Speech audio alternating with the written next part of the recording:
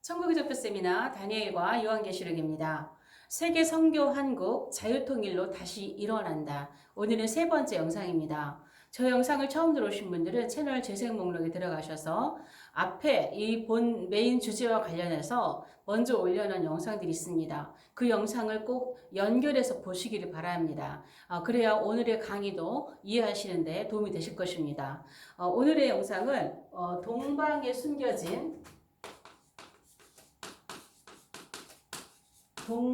숨겨진 히브리인 욕단의 사명입니다. 지난 영상에서 지난 1, 2 영상에서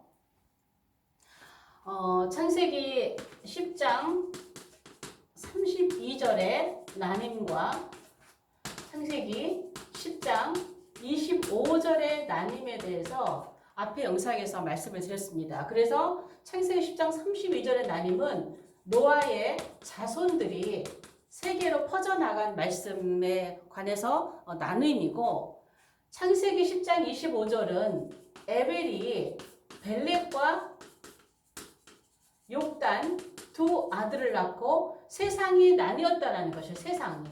이 세상이 나님에 대해서 사람들은 일반적으로 노아의 자손들이 나누어졌다라고 말씀을 하시는 부분들이 많이 계세요. 그렇게 이해하시는 분들이 많이 계세요. 그러나 여기에 나님은 노아의 자손들이 퍼져나간 나님이 아니라 파라드가 아니라 팔라그, 쪼개지다라는 것이죠. 쪼개지다. 그래서 에벨부터 이제 히브리인이라고 하는 이제 이 말이 나오기 시작하죠. 그런데 에벨 전까지 이때까지는요, 이때는 모든 세계 민족이 그냥 민족이었지, 민족의 구분이 없었어요. 물론 나라들은 구분이 있었지만 오늘날과 같이 이방인, 유대인 이런 개념은 없었단 말이죠. 이방인, 유대인 이런 개념이 없었단 말이에요. 그런데 여기서 이 세상이 나뉘어도 이 쪼갠다는 게 뭘로 쪼갰느냐? 지난번에 말씀을 드렸던 것처럼 첫 번째는 셈의 후손, 그리스도의 혈통으로서 복음의 사명을 가진 셈의 후손 중에서 에벨에 와서 복음의 시작과 복음의 끝을 위해서 벨렉과 욕단을 나뉘었다라는 것을 첫 번째 나눔으로 봤어요. 쪼갰다는, 히브리인을 쪼갰다는 거예요. 벨렉은 복음의 시작을 위해서, 욕단은 복음의 끝을 위해서 복음의 사명을 가지고 이들이 하나님께서 쪼갰다는 거죠. 히브리인을 쪼갠 거예요. 히브리인을. 그리고 또 하나의 쪼갰은 이방인과 유대인의 민족에 쪼개지는 거예요. 이때부터 이방인, 유대인, 밑에부터 아래에 그 야곱의 12아들, 그때 시대에 들어와서 유대 지역에 남왕국이 형성되었던 유대 지역, 거기서 이제 유대 지역에 있던 사람들은 유다인이라고 그러잖아요. 그래서 그때부터 유대인이라고 하는 이 개념이 생기기 시작한 거예요. 그래서 사실은 아브라함, 이삭, 야곱은 이스라엘인이라고는 말하기가 그렇죠. 유대인이라고 말하기도 그렇죠. 물론 그들의 조상이긴 하지만 가장 정확한 호칭은 히브리인입니다. 히브리인. 그래서 이방인과 유대인으로 하나로 내려오던 민족을 쪼개서, 그래서 여기는 쪼개면 쪼개서 시작과 복음을 해서 나누고, 또 두 번째 쪼개면 이방인과 유대인을, 그래서 벨렉은 유대로 보내서 유대인이 되게 하시고, 욕단은 이방으로 보내서 이방인 속으로 보내서 복음의 끝을 위해서 이방으로 가게 하는, 그래서 이방인과 유대인의 개념이 여기서부터 저는 생겼다라고 저는 보는 거죠. 민족이 오늘날 전 세계에 250 몇 개국의 나라들이 있어요. 그러나 전 세계 나라는 하나님 앞에서 딱 민족은 둘로만 나뉘잖아요. 유대인 민족, 이방 민족 이렇게만 나뉘어진단 말이에요. 그래서 그때의 시작이 저는 여기서 갈라졌다라고 저는 보는 것이죠. 그래서 이렇게, 그럼 욕단은, 오늘 제가 이제 욕단의 사명이라고 했는데, 욕단은 마지막 때 복음의 끝을 위해서 하나님께서 이방인 속으로 숨겨놓은, 이방으로 보내서 이방인 안에 숨겨놓은 그러한 그 욕단입니다. 그러면 욕단은 이제 사명이 있겠죠. 마지막 복음의 끝을 위해서 하나님께서 욕단에게 주신 사명이 무엇인가?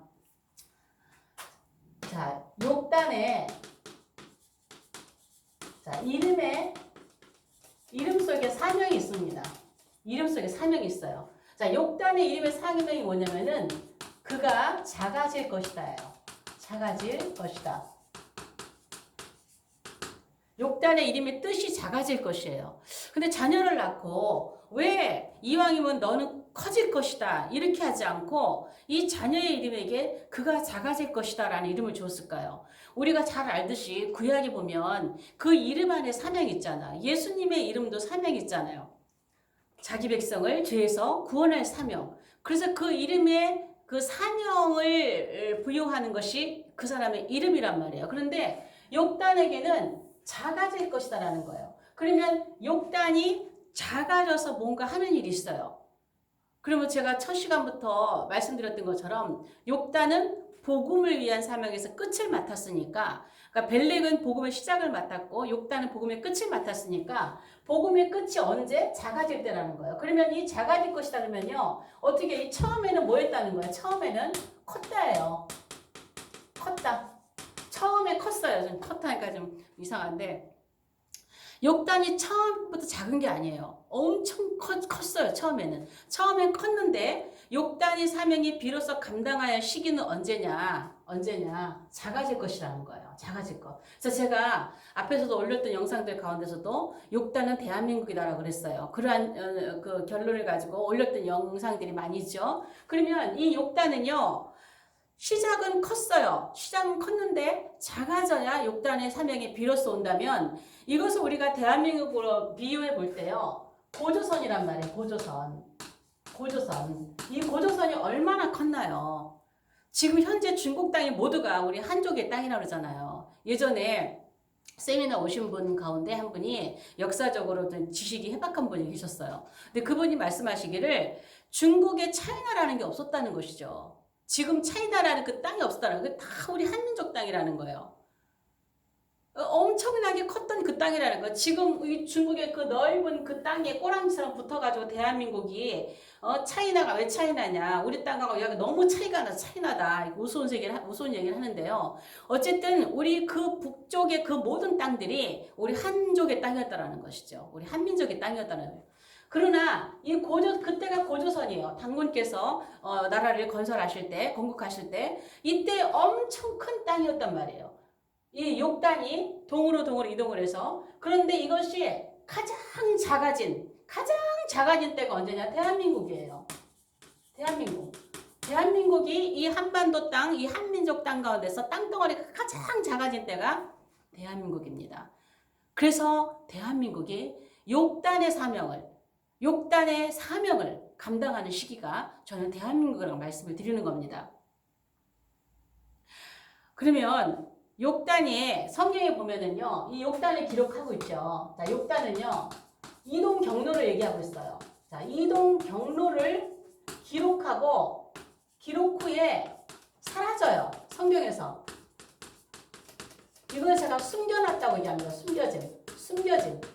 하나님께서 이동 경로를 분명하게 말씀을 하시고 숨겨놔요. 앞에 영상에서도 말씀드렸지만 에벨이 벨렉과 욕단만 낳은 게 아니잖아요. 430년 동안 많은 자녀들을 낳았지만 구속사와 관련이 없는 자녀들은 언급을 안 하신단 말이에요. 그거는 앞에서도 마찬가지예요. 아담 때부터도 쭉 많은 자녀들이 몇백 년을 살면 자녀를 낳지만 구속사와 관련이 없는 인물들은 성경에서 다 가지치기를 하잖아요. 그래서 이 특별하게 욕단은요, 벨렉은, 이 욕단은 그리스도 혈통이 아니란 말이에요. 그리스도 혈통이 아님에도 불구하고 특별히 욕단을 이렇게 기록을 하는데, 이들이 어떻게 이동했다라고 이동 경로를 얘기해요. 창세기 10장 30절에 보면 이들은 메사와 스발로 가는 동쪽 산이었다라 그래요. 동쪽 산. 스바와 메사로 가는 메사와 스발로 가는 동쪽 산이었다라. 그래서 강문호 목사님 강의를 듣다 보면 들어보면 그런 말씀 있으세요. 최근에 논문 가운데서 최근에 그 권위 있는 논문 가운데서 뭐 여러 가지 설은 있어요. 다 있지만 이 메사가 중국이라고 그러죠. 스발이 시베리아 이렇게 얘기를 한다 그래요. 그러면 이 욕단은 중국과 시베리아를 거쳐서 동쪽산, 이 동쪽이 뭐예요? 케뎀이잖아요. 케뎀. 이 케뎀은 끝이라는 부분도 있어요. 뭐뭐로, 뭐뭐으로, 뭐 부분적으로, 뭐 이런 의미들이 있는데 저는 요거를 보고 싶어요. 요거. 산 끝이에요. 동쪽으로 쭉 계속 이동하면서 산 끝에 정착을 했다라는 거죠. 성경 거기까지만 얘기해요. 성경은 창세기 10장 30절에서 이렇게 메사와 스발로 가는 동쪽 산으로 산이었다라고만 얘기하고 그 뒤는 욕단의 이해가 나오지 않아요. 어디 나와요? 역대상 1장에 다시 한번 똑같은 이야기가 등장을 합니다. 역사적인 기록을 하면서 여기서도 에벨은 두 아들을 낳고 벨렉과 아들을 낳고 세상이 나뉘었더라. 욕단은 아들의 열세 아들의 이름이 나오고 그 다음에 이들에 대해서 거기까지 딱 기록을 하고 더 이상 기록을 하지 않아요. 어디로 숨겨둡니다. 그래서 욕단은 성경에서 어디에서 뭘 어떻게 하는지도 그 이상 언급을 하지 않고 있어요. 그래서 저는 앞에서 했던 강의 가운데서도 이 동쪽 산 끝이 어디겠느냐. 산으로 쭉 유아시라 유럽과 아시아를 있는 그 대륙에 있는 민족들을 쭉 보면 풍속이라든가 뭐 이런 것들이 많이 비슷하잖아요. 한민족에서 나왔기 때문에 그래요. 하나님을 예비하고 했던 그러한 풍속들이 많이 있어요. 그래서 그런 걸 보면 뭐 우리나라만 이스라엘과 같은 것만이 아니라 일본도 많이 있습니다. 일본도 셈족이기 때문에 우리 선조가 또 그리 가서 이렇게 민족을 이뤘다 그러잖아요. 그래서 막 거기 이스라엘과 같은 부분들이 일본에도 많이 있습니다. 그래서 유라시아 대륙에 있는 많은 민족들이 같은 풍습을 많이 갖고 있어요. 그래서 이 욕단이 왜 그럴까? 욕단의 세 아들이 동쪽을 향해서 계속 이동을 하면서 어떤 자녀들은 어디에서 정착을 했고 어디 정착을 이렇게 정착을 했겠죠. 그렇게 쭉 오는데 욕단은 이제 어떻게 오다가 가다가 쭉쭉쭉 동쪽 끝에 어딜까요? 저는 백두산이라고 보는 백두산. 아사달에서 처음 나라를 건국하잖아요. 뭐 역사적으로 얘기하면 여러 가지 설이 다를 수 있지만 너무나 그냥 그 한 가지 생각에 잡히지 마시고 그냥 저의 이 사람은 이렇게 보는구나 라고만 넘어가시면 좋겠어요. 제가 앞에서도 올렸던 강의에서 여러 가지 많은 분들이 좀 그런 자기와 맞지 않은 생각으로 좀 이렇게 반대 댓글 하신 분들이 많이 계셨는데 참고로 그냥 들으시면 좋겠어요. 우리가 그 긴 역사를 어떻게 지금 다 알겠어요. 제가 역사가도 아니고 저 성경에 이럴 것이라고 제가 추측을 하고 여러분과 나누는 것이니까요. 그렇게 보시면 좋겠습니다. 그래서 이동 경로구에 욕단은 사라집니다. 성경에서. 그러면 이렇게 사라지는데 제가 요한계시록을 이렇게 마지막 때 이 사역을 하면서요. 사라진 욕단이 재등장하는 걸 저는 봤다는 거예요. 재등장. 사라진 욕단이. 자, 시작은 어디였어요? 시작은 복음을 위해서 창세기. 자, 나눠서 시작은 창세기 10장 30절에서 여기서 시작을 했어요. 그리고 여기서 사라졌어요. 메사와 스발로 가는 동쪽 산이었다 그랬죠? 여기서 갖다 사라지고, 자, 끝은 어디예요? 저는 이 끝 어디서 등장하느냐?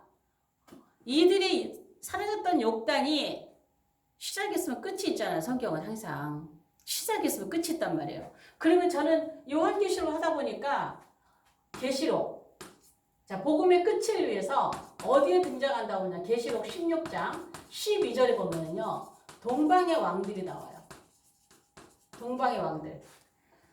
제가 계시록을 이렇게 하면서 감동을 받은 그런 부분이에요. 이 동방의 왕들이 정말 나쁜 왕들일까? 밑에 있는 천하의 왕들과 같은 사단에게 미혹된 그런 왕들일까? 이런 왕들을 위해서 유브라데가 마르고 그들이 오는 길을, 동방의 왕들이 오는 길을 예비하였을까? 이 못된 왕들인데, 나쁜 왕들인데, 그건 아닌 것 같았어요. 그래서 봤을 때 나름대로 감동이, 이 동방의 왕들이, 저는 사라졌던 욕단이 마지막 때 사명을 감당하고 등장을 한다고 보면, 물론 여기서 등장해서 여기서부터 사명 감당하는 건 아니에요. 감당을 쭉 하고 예수님이 오시는 그 시점에서 이때 이들이 등장을 한다라고 저는 보는 거예요. 그래서 제가 앞에서 동방의 왕들, 천하의 왕들 이런 강의를 올릴 때 동방의 왕들, 동방의 중심은 대한민국이 돼야 된다라고 말씀을 드렸던 부분이에요. 제가 앞으로도 몇 편 더 강의를 풀어갈 건데요. 좀 더 좀 자세하게 나눠서 풀으려고 좀 나누고 있습니다. 그래서 동방의 왕들, 여기서는 등장한다고 보는 거예요. 사라졌던, 성경에서 더 이상 언급이 없었던 이 욕단에 대해서 마지막에 동방의 왕들에서 저는 등장을 한다고 저는 보는 것입니다. 예수님의 초림 때는요, 동방의 박사들이 주님을 맞이했어요. 이제, 그러나 예수님의 재림 때는 동방의 왕들이 중심으로 되어 주님을 맞이할 것이라고 저는 봅니다. 그러면요, 자, 저기에서 벨렛과 욕단이 나눠졌잖아요. 욕단이 나눠졌는데, 자, 예수님 재림을 위해서, 예수님의 재림을 준비하기 위해 건국된 두 나라가 있죠. 예수님의 재림을 준비하기 위해 건국된 두 민족이 있습니다. 눈치채셨죠? 자, 첫 번째. 자, 복음의 시작. 제가 굳이 좀 다 이렇게 좀 적는 이유는요, 제 영상을 보면서 공부하시는 분들이 꽤 계세요. 그냥 작정하고 공부하시는 분들이 많이 계셔서 가능하면 이렇게 좀 기록을 하려고 그럽니다. 좀. 자, 복음의 시작을 위해서. 자, 시작은 누구예요? 벨렉이에요. 벨렉. 자, 이 벨렉은 어디냐? 이스라엘입니다. 이스라엘. 자, 벨렉은 이스라엘인데 이스라엘을 마태복음 24장에서는 무화과라고 비유했어요. 무화과. 자, 무화과라고 했어요. 이 무화과가 1948년 5월 14일 날 건국을 합니다. 몇 년 동안 사라졌었어요? 1900여 년 가까이 사라졌다가 나라가 다시 세워졌습니다. 그건 뭐냐? 예수님의 재림을 준비하기 위해서예요. 그 다음에 두 번째로 복음의 끝을 마무리, 마지막 때를 위해서는 준비된 민족이 어디냐? 욕단이잖아요. 욕단이 어디냐? 대한민국이란 말이에요. 대한민국. 여러분, 우리나라에서 태어난 거 우리는 자부심을 갖고 감사해야 됩니다. 제가 대한민국에서 이 강의를 올릴 때마다 어떤 분들이 참 비웃는 분들이 많이 계셨어요. 무슨 대한민국이 이스라엘의 욕단의 후손이냐? 그건 당신 꿈이지. 당신 말이지. 제 말이라도 좋습니다. 어쨌든 대한민국이에요. 대한민국인데 대한민국은요, 무화과 나무예요. 무화과나무예요.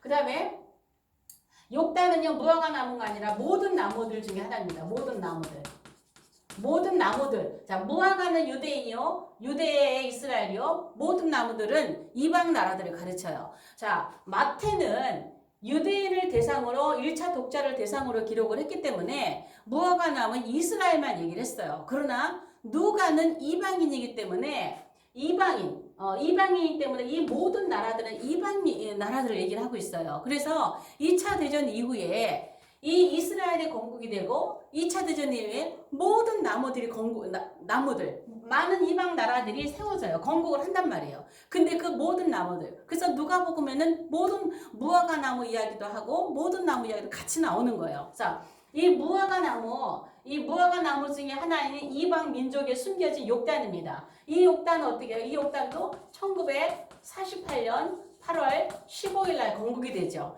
그러면 건국이 되면 이 욕단은 얼만큼 숨겨져 있었느냐? 욕단 창세기 30장에서 사라진 이후에 대략 4,300년입니다. 4,300년 정도 사라졌다가 1948년에 대한민국이라고 건국이 되는 거예요. 뭘 위해서? 복음의 마지막 끝을 위해서. 자, 이 복음과 관련해서는 제가 다음 영상에 좀 더 자세히 풀어갈 거예요. 대한민국이 왜 욕단의 후손으로서 이 끝에 예수님 초림부터 종말이에요. 예수님 초림부터 마지막 때란 말이에요. 왜? 예수님은 이 마지막 끝에 종말의 마지막에 나타나신 분이에요. 그러니까는 창조부터 이 마지막 때까지 초세와 중세와 말세가 있어요. 앞에 저도 말씀드렸지만 초세 아담부터 노아까지, 중세 아브라함부터 이스라엘 멸망까지, 말세 예수님의 초림부터 예수님의 마지막 재림까지.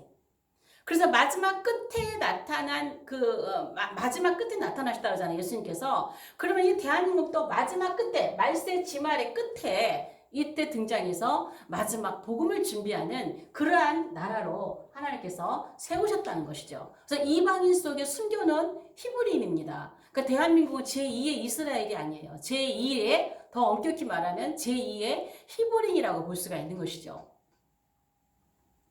자, 그러면 여기에서요, 이 나라가 왜 건국이 됐느냐? 자, 예수님의 재림을 준비하게 건국이 됐는데, 자, 여기서 좀 뭘 생각해야 되냐면요, 마태복음 24장 예수님께서 말씀하신 마지막 때에 대한 말씀을 하시고 계세요.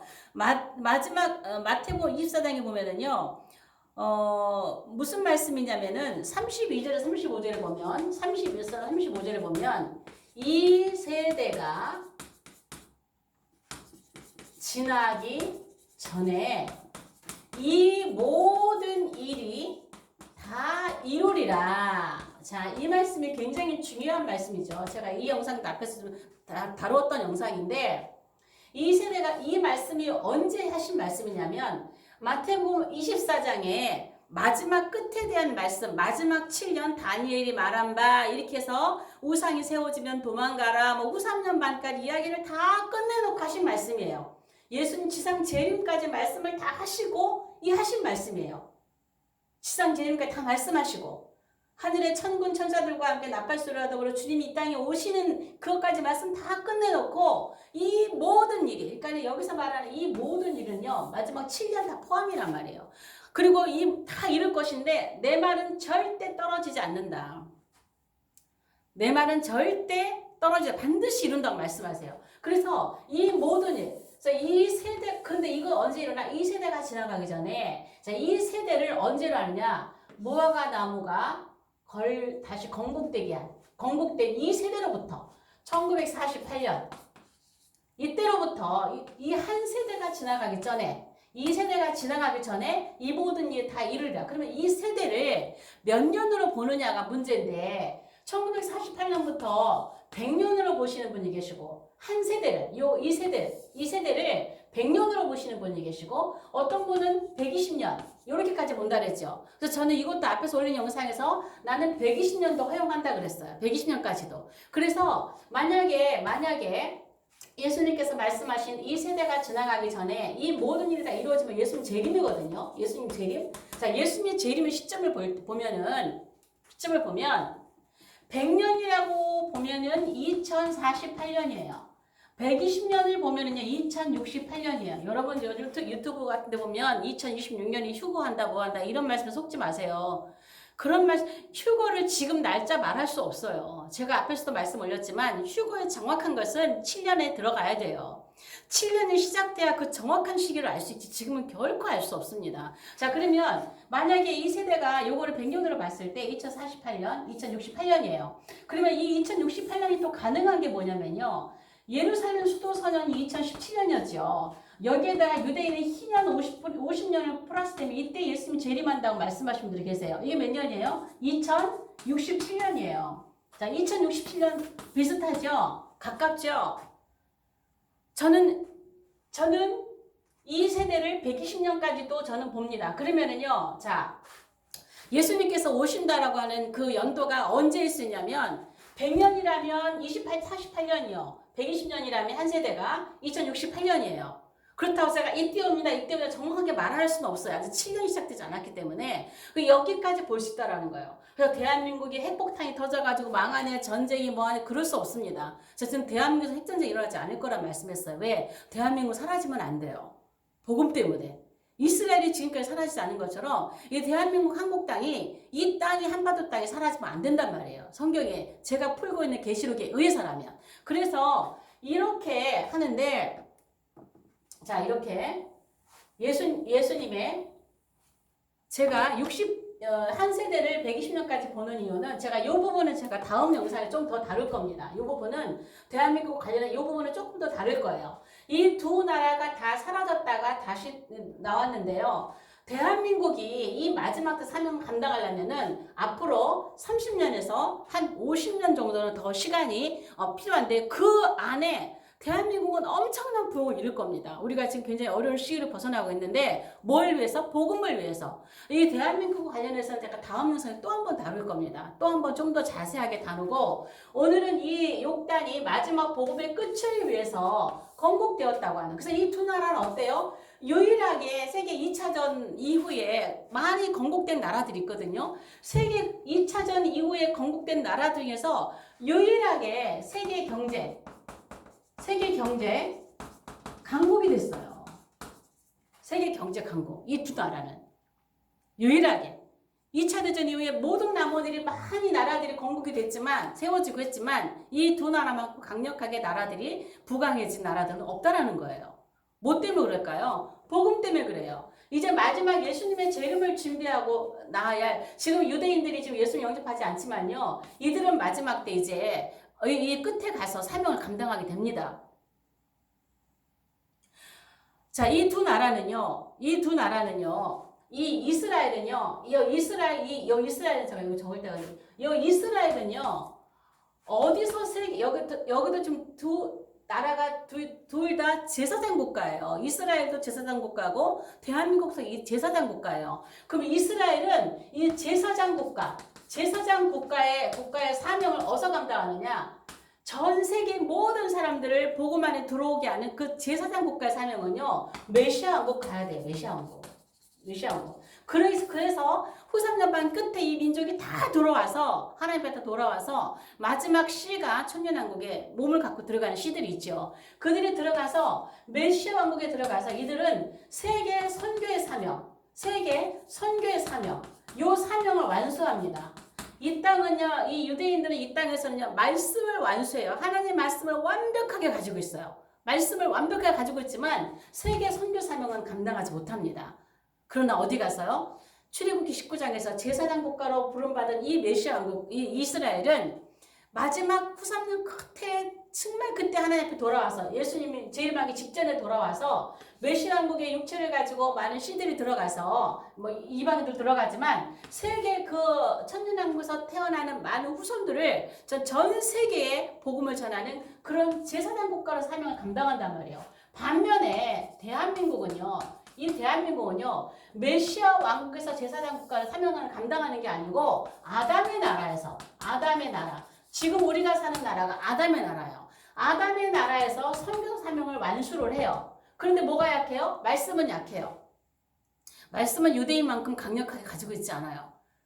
그러나 그 말씀의 완수는 또 메시아 왕국까지 하겠죠. 그래서 이 두 민족은요, 복음을 위해서 오로지 준비된 민족이란 말이에요. 한 민족에게 다 맡겨준 게 아니라 양쪽에 나눠서 시작과 끝을 위해서 준비된 민족이 이 대한민국과 이스라엘입니다. 그래서 이 대한민국이 이 땅에 세워진 이유는요, 계속 반복되는 말이지만, 자, 대한민국, 제가 건국 목적이 뭐예요? 건국 목적이 뭐예요? 세계 선교 완수예요. 세계 선교 완수. 앞에서 얘기했지만 정리하는 거예요. 그래서 이승만 대통령께서 우리나라를 건국할 때 뭐라 그랬어요? 대한민국이 뭘 가지고? 기독교 입국론을 갖고 들어오시잖아요. 이걸 갖고 들어와서 소망은 뭐예요? 우리나라가 전 세계에서 예수를 가장 잘 믿는 나라. 이런 나라를 만들고 싶어서 기독교 입국론을 가지고 자유 대한민국으로 만들었다는 거예요. 그리고 우리 이 대한민국이 가장 작아진 나라로, 물론 이승만 대통령 욕단의 후손이 이런 거 몰랐겠죠.